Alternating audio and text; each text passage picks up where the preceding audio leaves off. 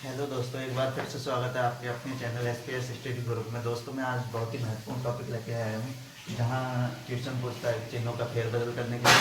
क्योंकि हमारे कुछ भाई होते हैं कि सवाल देखते ही एकदम से इसको सॉल्व करने लगते हैं, प्रश्न में नहीं देखते कि प्रश्न में पूछ क्या रहा है, और डायरेक्टली सॉल्व करके और आंसर को गलत कर देते हैं, और ना ही वो आंसर विकल्प में हमारा मैच होता है, ना ही कुछ। तो दोस्तों ऐसे सवालों में होपलेस नहीं होना है। पहले हमें देखना है कि प्रश्न पूछ क्या रहा है। प्रश्न पूछ रहा है हमारा कि यदि प्लस का अर्थ भाग कर दिया जाए और भाग का अर्थ गुणा कर दिया जाए, गुणा का अर्थ घटाव कर दिया जाए, घटाव का अर्थ जोड़ कर दिया जाए, तो इस वाली सीरीज का इस वाली सीरीज को कैसे सॉल्व करेंगे, इसमें पूछा है। पहले कुछ कंडीशन रखी हैं क्वेश्चन में, पहले कुछ कंडीशन रखी हैं कि पहले इन जो जितने भी हमारे जितने भी निशान दिए हैं, इनको सबको पहले चेंज करना है, उसके बाद इसको सॉल्व करना है। तो दोस्तों प्रश्न के अनुसार पहले हम सारे चिन्हों को चेंज कर लेंगे। 18, 6, 7, 5, 2 बराबर है। प्रश्न में पूछा है यदि प्लस का अर्थ भाग है, यहाँ प्लस दिया है 18, तो प्लस का अर्थ क्या कर देंगे, भाग। यदि भाग का अर्थ गुणा है, तो जहाँ भाग है वहाँ गुणा आ जाएगा। गुणा का अर्थ घटाव है, तो जहाँ गुणा है वहाँ घटाव आ जाएगा। घटाव का अर्थ जोड़ है, घटाव का अर्थ जोड़ है, तो आंसर क्या होगा। सवाल हमारा यहाँ तक तो हो गया। अब इसको सॉल्व करना है कि अब आंसर में क्या आएगा। तो दोस्तों दो चीज़ मैं आपको और बता दूं, जहाँ भाग का निशान होता है, सिंपल एक लाइन में जहाँ सीरीज दी है और भाग का निशान हो, तो पहली वाली संख्या हमेशा में होती है, में, और दूसरी संख्या से होती है। यानी कि इसका अर्थ है 18 में 6 से भाग देना है। यदि हम इसको अगर 18 से 6 को भाग दे दें, तो जो आंसर हमारा आएगा वो गलत आएगा, और आंसर कहीं भी किसी भी विकल्प में मैच नहीं होगा। तो हमें ये पता होना चाहिए कि पहली संख्या हमेशा में होती है और दूसरी संख्या से होती है। तो में हमेशा से भाग देते हैं, यानी कि पहली संख्या में दूसरी संख्या से भाग देते हैं। तो 18 में 6 से भाग देंगे, तो 18 में 6 से भाग देंगे तो 6 दिया 18 आ जाएगा। 18 3 गुणे बराबर से 3 आ रहे, 3 गुणे 7 माइनस 5 प्लस 2। उसके बाद क्या करना है, हमें गुणा करनी है, क्योंकि वोट मास का नियम कहता है सबसे पहले ब्रैकेट सॉल्व करते हैं, सबसे पहले बी ब्रैकेट सॉल्व करते हैं, दूसरा ओ का से या की, जहाँ भी सवाल में आता है तो उसके बाद ये सॉल्व करते हैं। उसके बाद आता है डी, डी से होता है डिवाइड, उसके बाद डिवाइड करते हैं, भाग करते हैं, बोर्ड एम, उसके बाद होता है मल्टीप्लिकेशन, मल्टीप्लिकेशन, उसके बाद दोस्तों करते हैं गुणा, उसके बाद होता है ए होता है एडिशन, उसके बाद कर देते हैं ऐड यानी कि जोड़ कर देते हैं। उसके बाद होता है एस होता है सब्ट्रैक्शन, उसके बाद कर देते हैं माइनस। तो जहाँ तक जितनी सारी सीरीज है सिंप्लीफिकेशन की या मैथ है, जो हमारे बोर्ड मार्क्स का नियम जहाँ लागू होगा, तो सबसे पहले हम ब्रैकेट को सॉल्व करेंगे। यदि ब्रैकेट नहीं है तो आगे बढ़ जाते हैं, उसके बाद काकी के सवाल में है तो काकी के को सॉल्व करेंगे, अगर नहीं है तो उसके बाद फिर आगे बढ़ जाते हैं डी।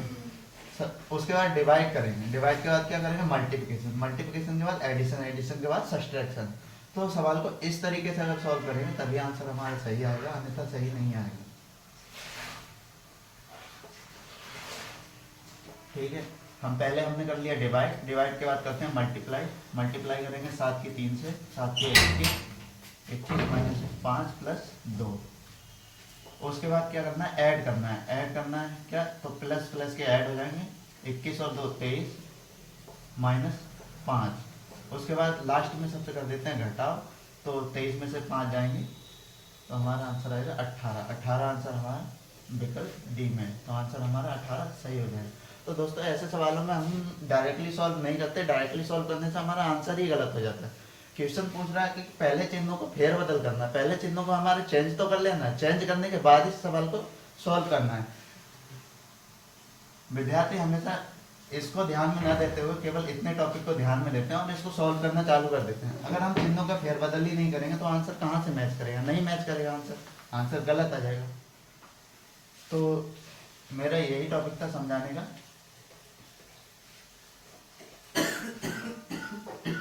कि पहले सवाल पे ध्यान दे लें, उसके बाद ही सॉल्व करना चालू करें पेपर में। समय तो सबके पास निर्धारित रहता है, किंतु इसका मतलब ये नहीं कि ज़्यादा से ज़्यादा समय बचाने के लिए हम सवाल को पढ़े ही ना।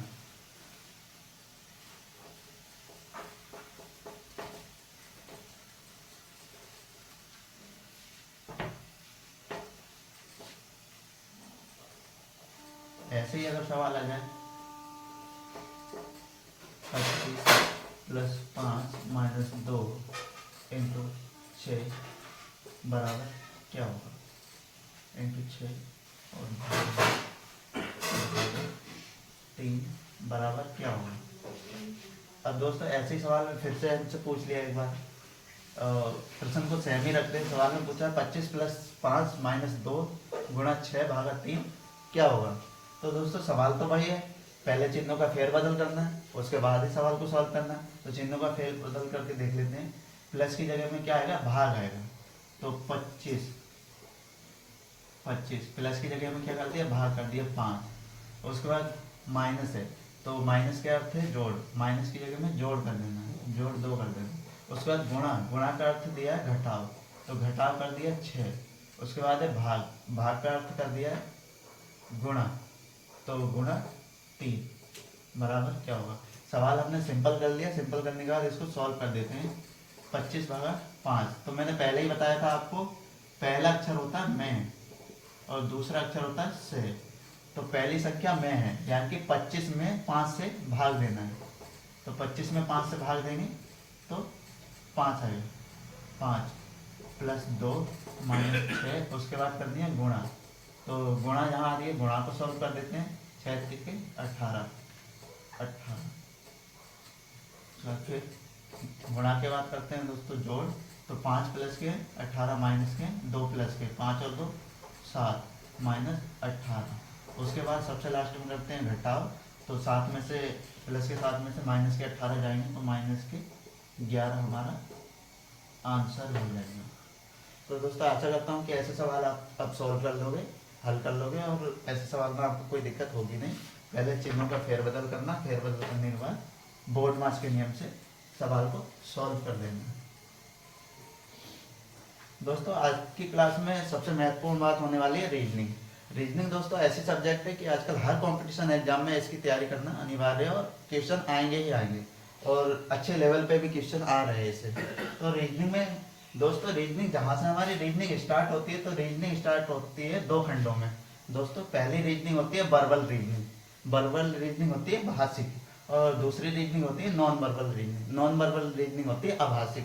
तो दोनों ही रीजनिंग में बहुत सारे सिलेबस दिए गए हैं।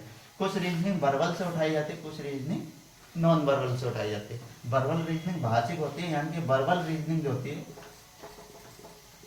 वर्बल रीजनिंग में केवल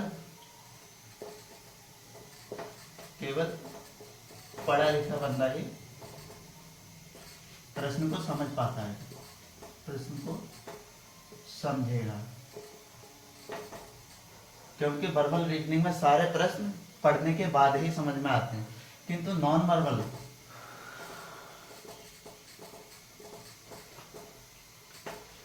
वर्बल रीजनिंग ऐसी है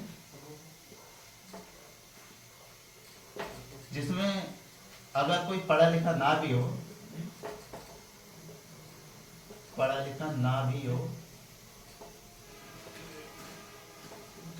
और उससे सवाल पूछा जाए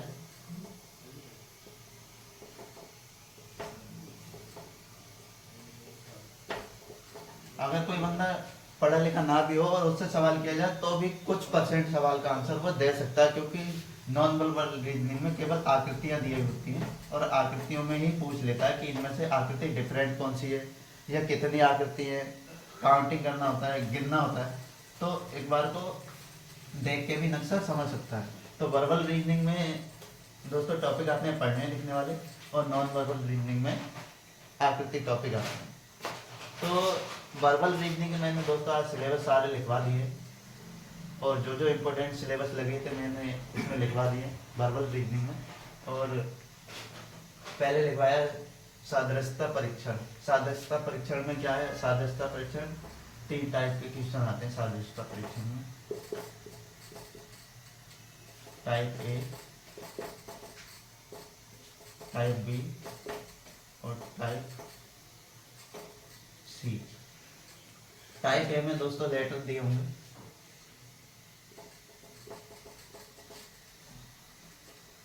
लेटर।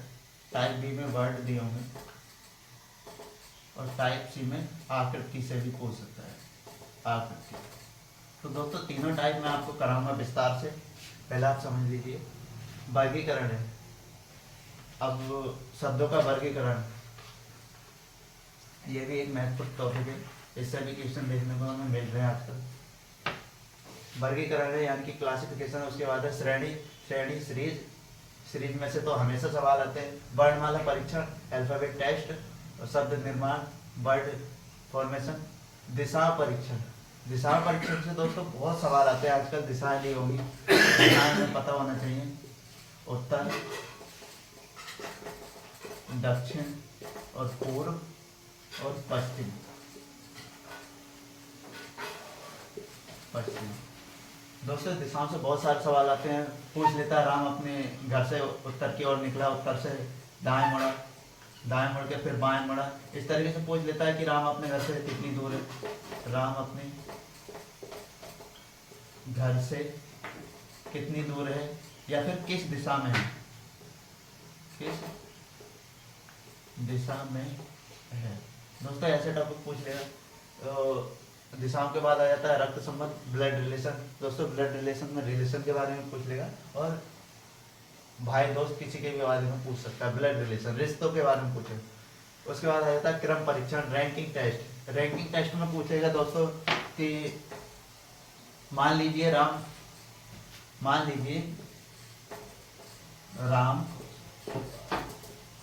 किसी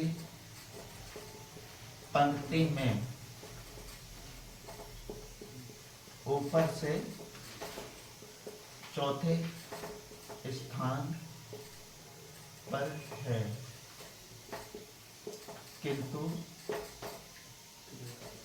नीचे से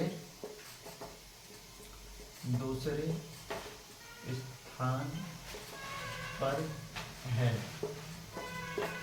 तो पंक्ति में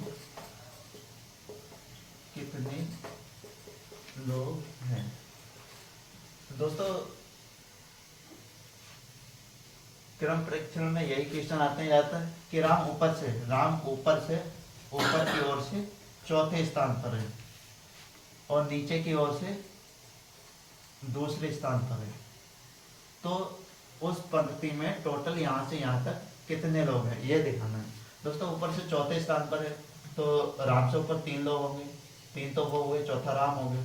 और नीचे से दूसरे स्थान पर है, नीचे से दूसरे स्थान पर है, तो एक इंसान उससे नीचे भी होगा, तो 3 लोग 5 लोग टोटल पंक्ति में हो जाएंगे, क्योंकि 1 2 3 4 5। ऊपर से राम चौथे स्थान पर हो गया राम, और नीचे से दूसरे स्थान पर हो गया, तो इस वजह से पंक्ति में 1 2 3 4 5, तो टोटल 5 लोग होंगे। तो आंसर हमारा 5 लोग आ जाए। रैंकिंग टेस्ट में इसी तरह के क्वेश्चन पूछे जाते हैं। उसके बाद आ जाता है दोस्तों बैठक व्यवस्था, सिटिंग अरेंजमेंट। सिटिंग अरेंजमेंट में या तो सर्किल में पूछ लेगा, सर्किल में बहुत सारे लोग बैठे हैं, कौन किसके बगल में, किसके दाएं किसके बाएं बैठा है, इस तरीके से पूछ लेगा। या आयताकार टेबल में पूछ लेगा, लेफ्ट राइट में, कि लेफ्ट राइट में बैठा है कोई अप है कोई डाउन है, तो इस तरीके से पूछ लेगा। सिटिंग अरेंजमेंट में हमें व्यवस्था करनी होती है कि लोगों को व्यवस्थित रूप से बैठाना होता है। सिटिंग अरेंजमेंट के बाद तार्किक वैन आरेख। कैलेंडर में दिन पूछ लेगा कितने संडे जनवरी में, कुछ ना कुछ पूछता रहेगा। कैलेंडर, वॉच, घड़ी, क्लॉक से आते हैं क्वेश्चन। पासा, डाइस जो लीडो की डाइस होती है, पासा जो लीडो की डाई बनी होती है, पासा, डाइस से क्वेश्चन बनते हैं। आयु संबंधी प्रश्न बहुत आएंगे, कि राम की उम्र 4 साल थी तो उसके भाई की उम्र आधी थी, आज राम 20 साल का तो उसके भाई की उम्र कितनी होगी। इस तरीके से क्वेश्चन बनते हैं। पहली परीक्षण पजल टेस्ट आता है, आकृति गिनना। आकृति गिनना दोस्तों, 4 आकृतियां दी होंगी। आकृति गिनने में दोस्तों, जैसे मान लीजिए कोई त्रिभुज दे दिया है, त्रिभुज दे दिया और उसे 20 से निशान दे दिया है और पूछ लेगा इसमें टोटल कितने ट्रिंगल हैं। तो इसमें ट्रिंगल गिनना है, टोटल कितने ट्रिंगल हैं।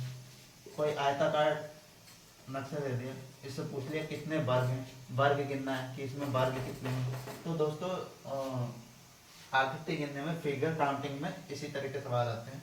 लुप्त संख्या, अक्षर ज्ञात करना, find the missing number letter. तो जो संख्या हाइड रहेगी, हाइड संख्या को गिनना है, कौन सी संख्या हाइड है।